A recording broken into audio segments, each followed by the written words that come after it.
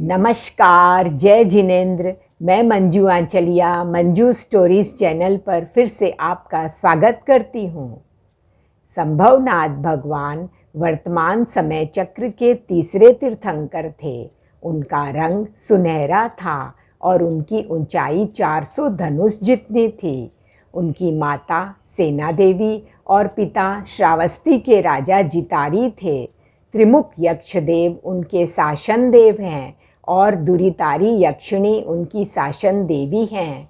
भगवान का प्रतीक चिन्ह घोड़ा है। जिस प्रकार अच्छी तरह से लगाम डाला हुआ अश्व युद्ध में विजय दिलाता है, उसी प्रकार संयमित मन जीवन में विजय दिलवा सकता है। अश्व से हमें विनय, संयम, ज्ञान की शिक्षाएं मिलती है। भगवान की प्रथम देशना अनित्य भावना पर हुई। उन्होंने आत्मा के अविनाशी रूप के बारे में बताया। 24 तीर्थंकरों के जीवन चरित्र की श्रृंखला में देखते हैं तीसरे तीर्थंकर संभवनाथ भगवान की कहानी। अजितनाथ भगवान के निर्वाण के बहुत बाद की घटना है। घातकी खंड द्वीप के ऐरावत क्षेत्र में क्षेमपुरी नगरी के विपुल वाहन नामक राजा थे। राज्य में भयंकर दुष्काल पड़ा। राजा के मन में दायित्व भाव उमड़ पड़े। उन्होंने अपने भंडार के द्वार खोल दिए। अधिकारियों को निर्देश दिया कि भंडार में भले ही कुछ ना बचे, किंतु राज्य का एक भी व्यक्ति भूखा नहीं रहना चाहिए। राजा ने बाहर से अन्न मंगाया, ग्राम ग्राम में अन्न क्षेत्र बनाए, स्वयं देहाती क्षेत्रों का दौरा किया और अन्न वितरण की व्यवस्था देखी। राज्य में चल रहे विकास कार्यों की गतिविधि को देखा। राजा के इस आत्मीय व्यवहार से प्रजा में अद्भुत एकात्मकता आ गई। दुष्काल के कारण अनेक साधु सुदूर जनपदों में चले गए, किंतु कुछ शरीर से अस्वस्थ या अक्षम साधु और उनकी परिचर्या करने वाले मुनि अभी शहर में थे। उन्हें शुद्ध आहार कभी मिलता और कभी नहीं मिलता। जानकारी मिलते ही राजा तत्काल मुनियों के पास गया और भोजन के लिए निमंत्रण दिया। मुनि की चर्या से राजा अपरिचित था।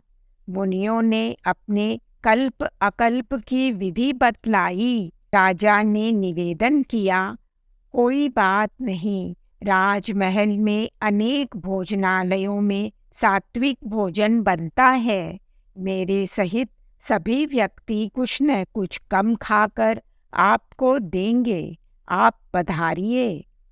मुनि गए, राजमहल से यथोचित आहार ले आए। राजा ने शहर में अन्य संपन्न व्यक्तियों को भी समझाया। वे भी मुनियों को भक्ति से भिक्षा देने लगे।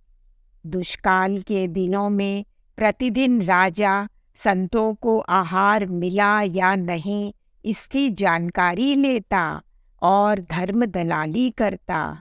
इस धर्म दलाली और शुद्ध दान से राजा को विशिष्ट कर्म निर्जरा हुई एवं अपूर्व पुण्य का बंध हुआ। अगले वर्ष बारिश हुई। अच्छी फसल होने से सर्वत्र अमन छा गया। पूर्ववत सारी व्यवस्थाएं चालू हो गई।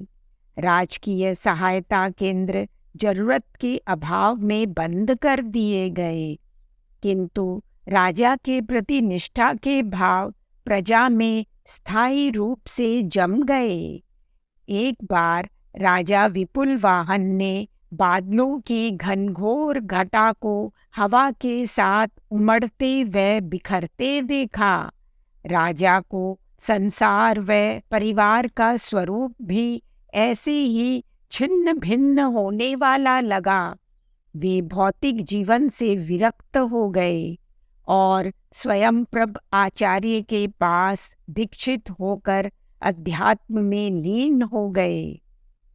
मुनि विपुल वाहन ने अपनी उदात्त भावना के द्वारा कर्म निर्जरा के 20 विशेष स्थानों की साधना की। अशुभ कर्मों की निर्जरा के साथ तीर्थंकर नाम कर्म जैसी शुभ पुण्य प्रकृति का बंध किया। अंत में समाधि पूर्वक आराधक पद पाकर 9वें देवलोक में देव बने। सुखमय देव आयु को पूर्णतः भोग लेने के बाद उनका वहाँ से च्यवन हुआ। भरत क्षेत्र में सावत्थी नगरी के राजा जितारी की पटरानी सेना देवी की कुक्षी में अवतरित हुए। रात्रि में सेना देवी ने 14 विलक्षण स्वप्न देखे। सवेरे राजा ने स्वप्न पाठकों को बुलाया, उन्हें रानी को आए हुए 14 महास्वप्नों का विवरण सुनाया और उनके फलाफल के बारे में जिज्ञासा की। सभी ने एक मत से निर्णय सुनाया कि रानी जी की कुक्षी से पुत्र रत्न पैदा होगा, लाखों व्यक्तियों को उनसे त्राण मिलेगा। राजन, आपका नाम इस पुत्र के कारण अमर हो जाएगा। स्वप्न पाठकों की बात से राजमहल सहित सारे जनपद में खुशी की लहर फैल गई। गर्भकाल पूरा होने पर महारानी सेना देवी ने मिक्सर शुक्ला चतुर्दशी की मध्य रात्रि में बालक को जन्म दिया। सर्वप्रथम इंद्रों ने जन्मोत्सव किया। बाद में राजा जितारी और सावत्थी जनपद के भावुक लोगों ने जन्मोत्सव मनाया। 11 दिनों तक राजकीय उत्सव चला। पुत्र के नामकरण के उत्सव में परिवार व राज्य के प्रतिष्ठित नागरिक एकत्रित हुए। उन्होंने बालक को आशीर्वाद दिया। नाम के संबंध में सम्राट जितारी ने बताया कि इस बार राज्य की पैदावार अभूतपूर्व हुई है। इस वर्ष की फसल राज्य के इतिहास में कीर्तिमान है।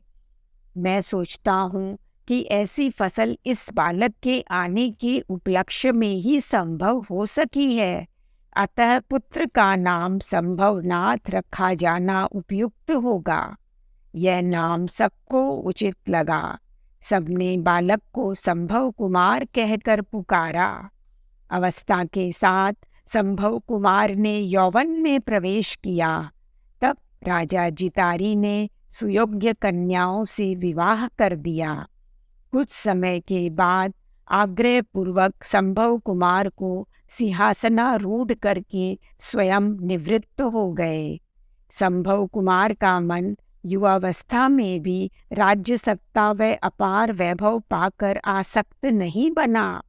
वे केवल कर्तव्य भाव से राज्य का संचालन करते रहे। उनके शासनकाल में राज्य में अद्भुत शांति रही। चारों ओर समृद्धि का वातावरण छाया रहा। वह 59 लाख पूर्व तक घर में रहे। भोगावली कर्मों की परिसमाप्ति निकट समझकर भगवान ने वर्षी दान दिया। भगवान के अभिनिष्क्रमण की बात सुनकर अनेक राजा व राजकुमार विरक्त होकर राजा संभव के साथ घर छोड़ने को तैयार हो गए। निश्चित तिथि मिक्सर शुक्ला पूर्णिमा को 1000 राजा व राजकुमारों के साथ राजा संभव सहस्राम्र वन में आए। पंचमुष्टि लुंचन किया। हजारों लोगों के देखते देखते जीवन भर के लिए सावध्य योगों का त्याग किया। चारित्र के साथ ही उन्होंने सप्तम गुणस्थान का स्पर्श किया। उन्हें चौथे मन पर्यवज्ञान की प्राप्ति हुई। प्रत्येक तीर्थंकर को दीक्षा के साथ ही चौथा मन पर्यवज्ञान उत्पन्न हो जाता है। इस ज्ञान का उपयोग कर वे चाहे तो 2.5 द्वीप में समस्त मन सहित प्राणियों के मनोगत भावों को जान सकते हैं। दीक्षा के दिन भगवान के 24 बेले का तप था। दूसरे दिन सावत्थी नगरी के राजा सुरेंद्र के यहाँ प्रथम पारणा हुआ। भगवान संभवनाथ 14 वर्ष तक मुनि अवस्था में विचरण करते रहे। उन्होंने कर्म बंधनों का पूर्ण सफाया करना प्रारंभ कर दिया। विचरते विचरते वे पुनः सावत्थी में पधारे। वहीं पर उन्होंने छद्मस्त काल का अंतिम चातुर्मास किया। साधना करते करते वहीं पर कार्तिक कृष्णा पंचमी को उन्होंने सर्वज्ञता प्राप्त की।